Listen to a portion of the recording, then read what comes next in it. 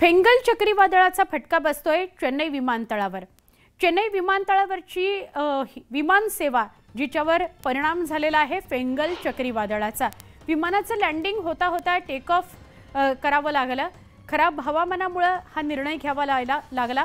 Pilot सतर्क होता त्यामुळे मोठा अनर्थ टळला, अपघात टळला। फेंगल चक्रीवादळामुळे तमिळनाडूमध्ये मुसळधार पाऊस पडतो आहे। याचा फटका चेन्नई विमानतळावरच्या विमान सेवेला सुद्धा बसला। आधी हे विमान लँड करणार होतं, मात्र वैमानिक सतर्क होता त्यामुळे त्याने परत टेक ऑफ घेतला आणि मोठा अनर्थ टळलेला आहे। विमानाचं लँडिंग होता टेक ऑफ करावं लागलं।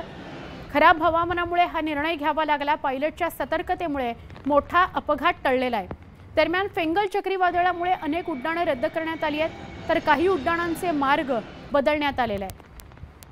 चेन्नई एअरपोर्टवर विमानतळावरची ही घटना आहे। चेन्नई विमानतळावर धावपट्टी जी असते त्या धावपट्टीवर बघा काय घडलं नेमकं।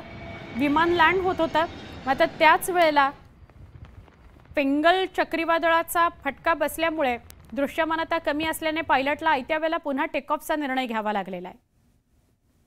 बंगालच्या उपसागरात फेंगल चक्रीवादळाने हाहाकार माजवलाय।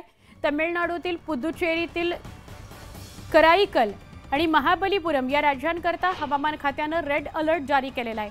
या वादळाचा काहीसा परिणाम महाराष्ट्रावर सुद्धा झालेला बघायला मिळतो। तमिळनाडूतील फेंगल वादळामुळे पश्चिम आणि मध्य महाराष्ट्रामध्ये ढगाळ वातावरण निर्माण होण्याची शक्यता आहे।